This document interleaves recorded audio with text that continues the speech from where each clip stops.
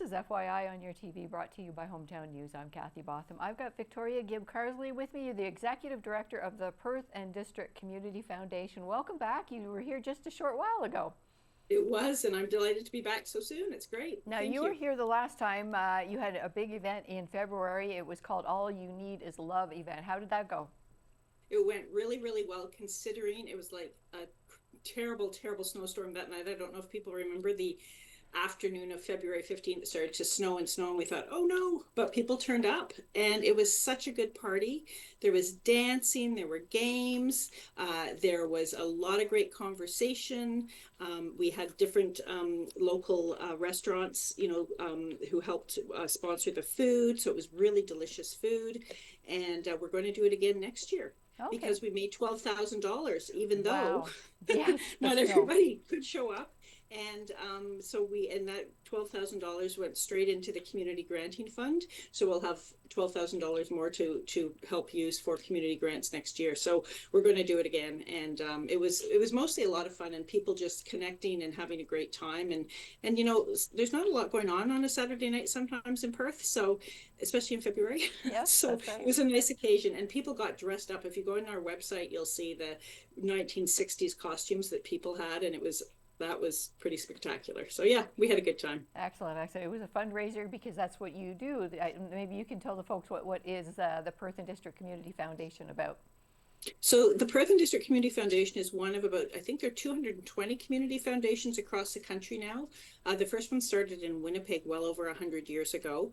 And basically, we're like, you've heard of different like private foundations, like, the Bill Gates Foundation and things like that. But what we do is we don't have private wealth, we have community wealth. And so people from the community contribute to the community foundation. Sometimes they set up funds, so family funds. So, for example, when my father passed last April, we set up the John and Natalie Gibb-Carsley Family Fund, and people contributed in his memory to that fund. We also have funds that have been set up by agencies like the Table Community Food Center and Lanark County Interval House just set up a fund with us, which is great. So they have their funds with us. We also sometimes, when people want to put scholarships together and for a cause that they really care about, they will, or somebody passes away, sometimes they leave money for the foundation. So there are a lot of different ways that we set up these funds, and we pool all of those funds together and we invest them in the market. So we take the community wealth, we invest it in the market, and it does well until a few weeks ago. Hopefully that's going to change, because it does go up and down, but it always goes up eventually.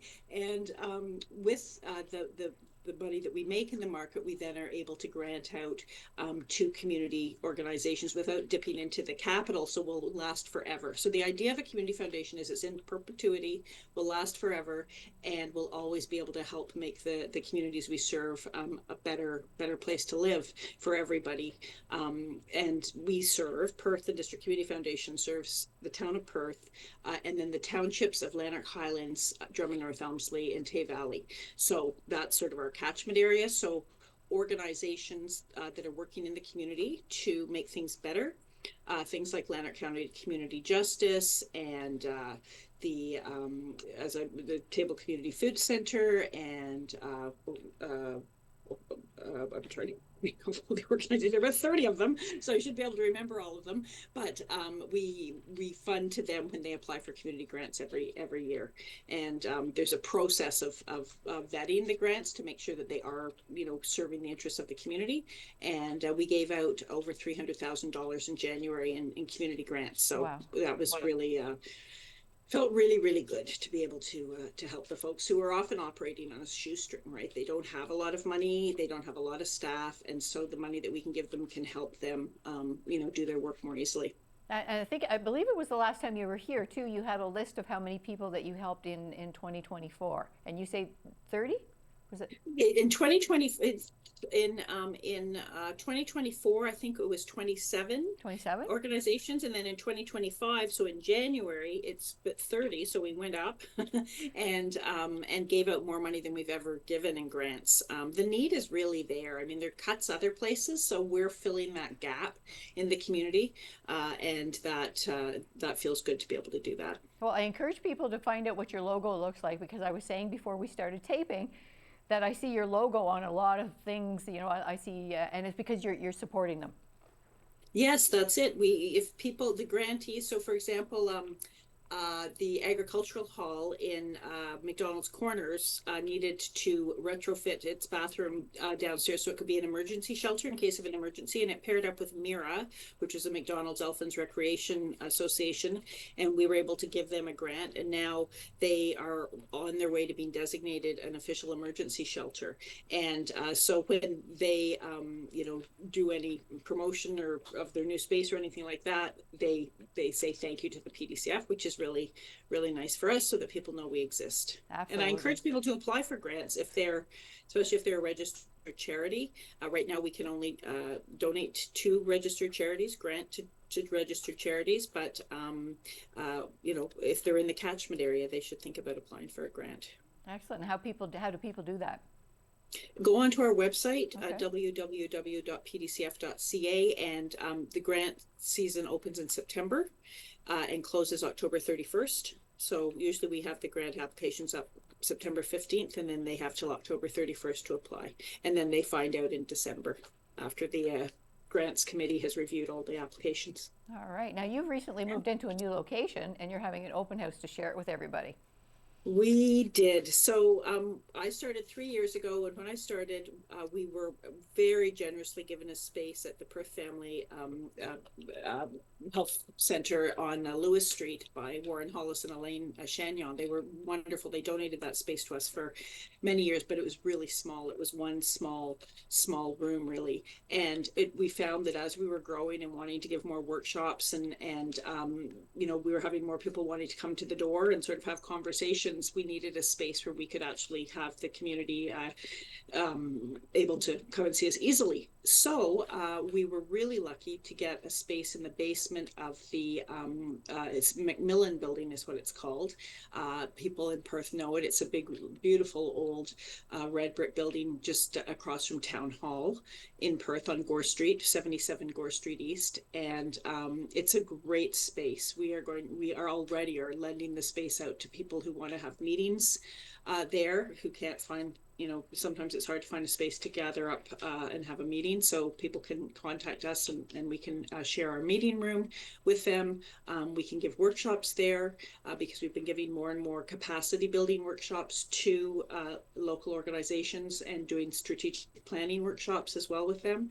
To help them build, their strength as community groups. And there's space for me and our administrative assistant who works 12 hours a week. So that's really great. And Meredith, who is our administrative assistant, is much more than that. She does a lot of our design, communications work and that sort of thing. And it's great to have her there. But before then, we didn't have the space for her. So it was tricky. Yeah. So it's just a wonderful spot. And if I can just add, it's in the basement of the Macmillan building, which people who grew up in Perth, like I did, will remember was the Perth Library for many, many years. It was built by the Carnegie Foundation as a Carnegie Library. And it burned down in 1983, I think, maybe 80, I don't know, but there was a big fire and it burned down. And now, of course, the library has moved, but it was restored by Mr. Macmillan, and it's just a beautiful building. And I love being in the basement because when I was a little girl, I would go down those stairs to story time in the children's section of the Perth Library. So every time I go down there, I sort of have this little memory of going down the stairs. It holds some memories. A lot of years ago, but it's pretty cool. Yeah. That's nice. That's nice. Now, the open house is on Thursday, May 15th, 4:30 It's to May 6:30. 15th. Yeah, May 15th, 4:30 to 6:30, and we're putting posters up everybody's welcome. We're going to be inviting, local municipal and councillors, and we're inviting our grantees and donors and supporters and the public, and like it's an open house. So if people want to come, we'll have a few little nibbles there and a cake. I think that one of our board members, Jordan Kenny, who is with Picnic, she owns Picnic Cafe in Perth. She's going to be making us a cake. Wonderful. And it'll be a really nice celebration to just let people know what we do. Yes, and you're aiming for a ribbon cutting about 5:30. 5:30, yeah. Yeah. Just so there'll be a few very short little welcome speeches, nothing major, but just say thank you to everybody for their support. Yeah, yeah. All right, all right. And as you're working towards the summer too, you were looking for a summer student or summer student between 15 and 30? We were very lucky to get a Canada Summer Jobs Grant. We found out about a week ago. And so we have the money to hire a social media coordinator for 6 weeks. And what we want them to do is to basically come up with a plan for us, for our media, not just over the summer, but into the fall and maybe even the new year, and then produce some content for us so that we can, plan the media posts, on a regular basis, because it's hard with just me and a person 12 hours a week to stay on top of that, and our board members help out too, but it's a lot. So we're really hoping this will help raise our profile. Excellent, excellent. So now you're in your new building. What are your hours? So excuse me, you'll see that I'm working from home right now. And because I do work from home sometimes, so people should really email or call if they want to make sure that I'm there, because sometimes I go out for meetings. A lot of my job is sort of on the road. Yes. But basically, 10 in the morning till 6 is the hours I work, and usually I'm there by 10 o'clock in the morning, and people can certainly stop by and say hello if they want to. But best to, if you really want to see me, to email or call first. Excellent, excellent. But you're going to be there on May 15th for sure. May 15th, we will be there with bells on, and really looking forward to seeing the community and just, helping build that community connection that is so important for all of us to feel, that we're stronger together. Absolutely, absolutely. Once again, the address is? It is 77 Gore Street East in Perth. Excellent, excellent. Well, that sounds like a great event, and congratulations on your new location. It sounds like it's a beautiful place. I love the fact that you've got memories walking into it that you had when you were a child. It's a beautiful thing about returning to a place you grew up. I feel very lucky. Full circle, full circle. Yeah, indeed. Yeah, that's Thanks right. so much, Kathy. Thank you very much. Once again, I've got Victoria Gibb Carsley with me. You're the Executive Director of the Perth and District Community Foundation. Thanks for joining us today.